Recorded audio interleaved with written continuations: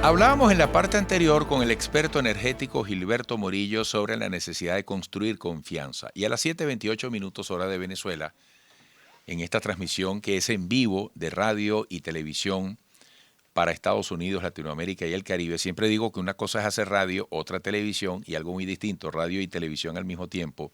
Doy la bienvenida a Luis Aguilar, quien es politólogo con posgrado en marketing político y electoral, con maestría en ciencias y técnicas de gobierno, profesor de campañas electorales y marketing político en las universidades del Zulia, UCB y UCAP, socio fundador de Poli Analítica. A su evidente corta edad, el hombre se ha formado. Buenos días, Luis. Buenos días, Eduardo. Gracias por la invitación y saludos a toda tu audiencia. Gracias. Tu materia es el marketing político, lo electoral. Para muchos todavía no está claro completamente el panorama hacia el 2024 y el 2025. Son 2 años pegaditos con procesos electorales muy importantes. Quiero que repitas al aire un comentario que me hiciste cuando entraste, que me pareció muy interesante para comenzar a ver el tablero. Eduardo, ningún partido político de la oposición tiene la capacidad de cubrir la totalidad nacional de los centros de votación con miembros y testigos de mesa. El único partido que existe en Venezuela que puede lograr esa hazaña se llama el Partido Socialista Unido de Venezuela. Esto es un indicador que le dice a gritos a todos los sectores de la oposición venezolana que se unen de cara al 2024 o las probabilidades de que el presidente Nicolás Maduro sea reelecto por tercera vez son altas. ¿Y cómo ves el tránsito, el camino a recorrer por parte de la oposición hacia esos objetivos?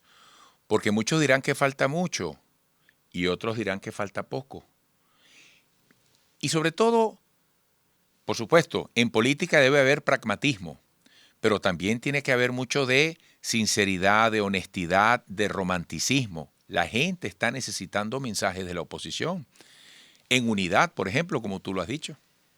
Eduardo, en la mayoría de estudios cualitativos que nosotros hemos desarrollado desde Polianalítica en el corredor electoral nacional, la mayoría de las personas que nosotros entrevistamos nos dicen que la principal razón que les motivó a participar como electores y como miembros de un centro de votación, de movilización, de logística en la oposición fue que vieron unidad en la oposición venezolana.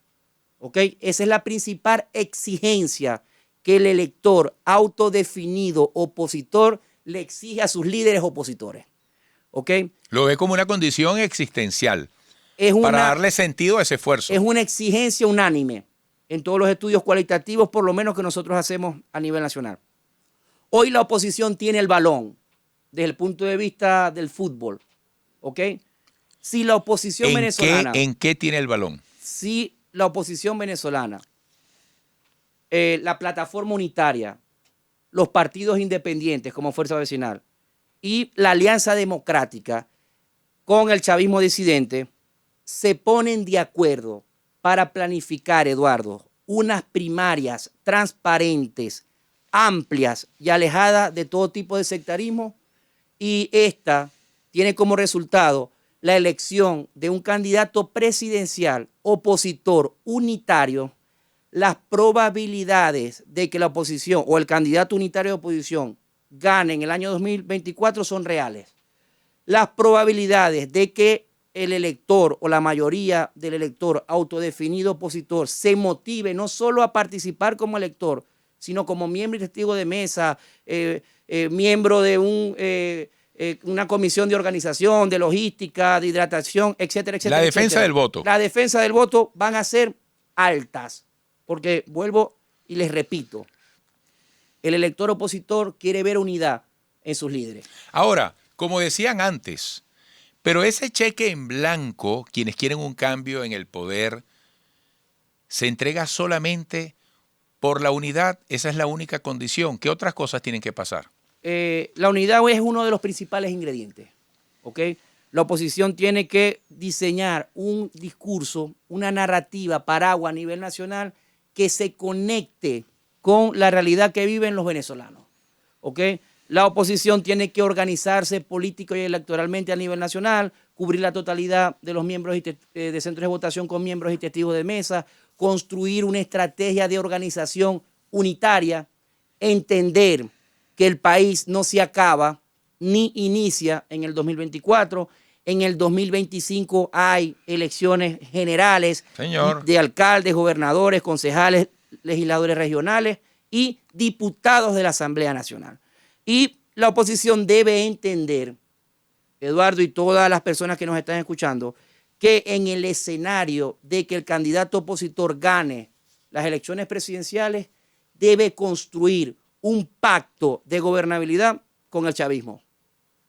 Porque ese posible presidente va a llegar con una Asamblea Nacional en contra, un Tribunal Supremo en contra, una Fuerza Armada Nacional en contra, la mayoría de los gobernadores y alcaldes en contra, etcétera, etcétera, etcétera. Ese pacto de gobernabilidad hay que ir trabajándolo desde hoy, independientemente de lo que pase en las presidenciales.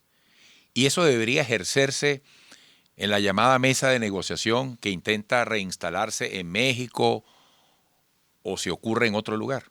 Eduardo, el chavismo como la oposición desde el punto de vista político son realidades. La oposición no puede negar a un oficialismo, a un chavismo que está en el poder, pero que no solo está en el poder tomando decisiones del Palacio de Miraflores, sino un chavismo que te sacó en el último proceso electoral 4.200.000 votos. ¿Qué partido político de la oposición solo puede sacar 4.200.000 votos? No existe. El PSUV lo logra. Y eso es una realidad que tú no puedes negar. Y el gobierno tiene que reconocer que existe un rechazo hacia su administración en Venezuela, que es mayoritaria, que existe un actor político opositor que a pesar de sus divisiones existe, ¿ok? Y que existe un país plural, donde hay chavistas, donde hay opositores, donde hay gente liberal, donde hay gente de izquierda, socialista, que creen en el leninismo, pero también creen en el libre mercado.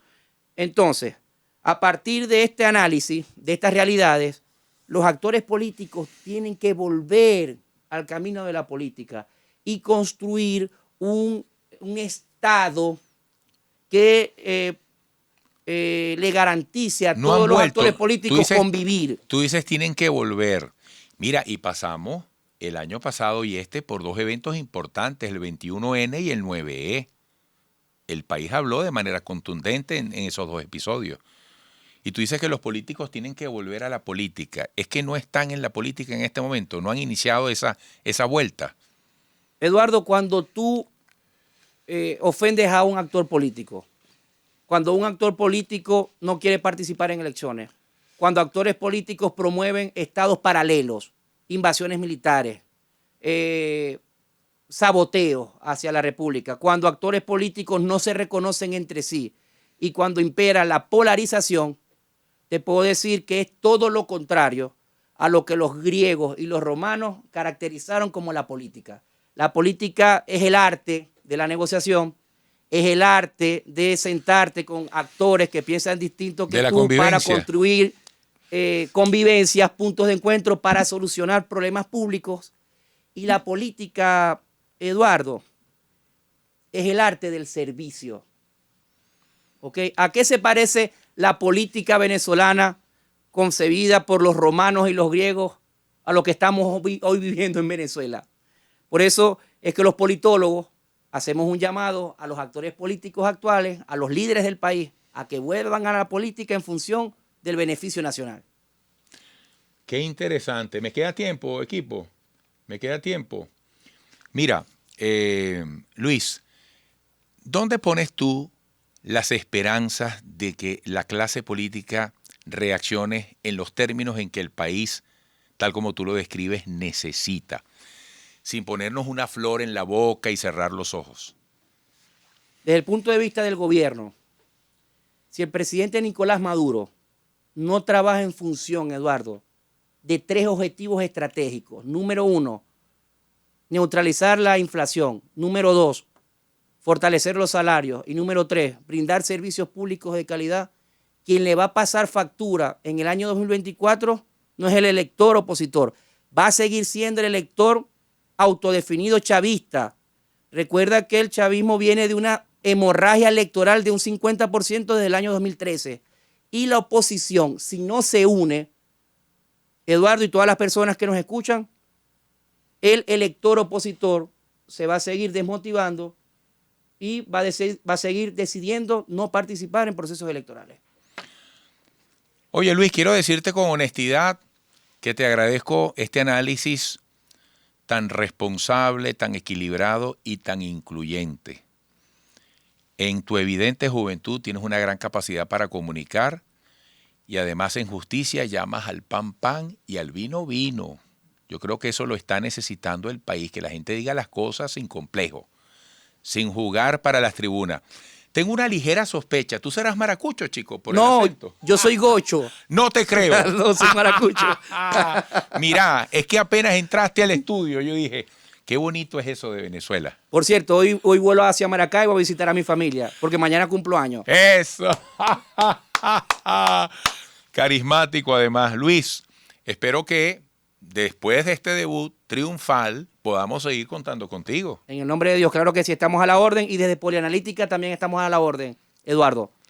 Oye, qué descubrimiento, equipo, qué descubrimiento. Qué interesante, qué interesante. ¿Qué edad tienes tú? Mañana cumplo 31 años de edad. Qué bueno, con todos estos títulos académicos. Que Dios te bendiga, hermanito. Amén, igualmente. Luis Aguilar, politólogo, posgrado en marketing político y electoral, maestría en ciencias y técnicas de gobierno, profesor de campañas electorales y marketing político en las universidades del Zulia, UCB y UCAP, socio fundador de Polianalítica. Ya saben, mañana a felicitar a Luis Aguilar. Volveremos.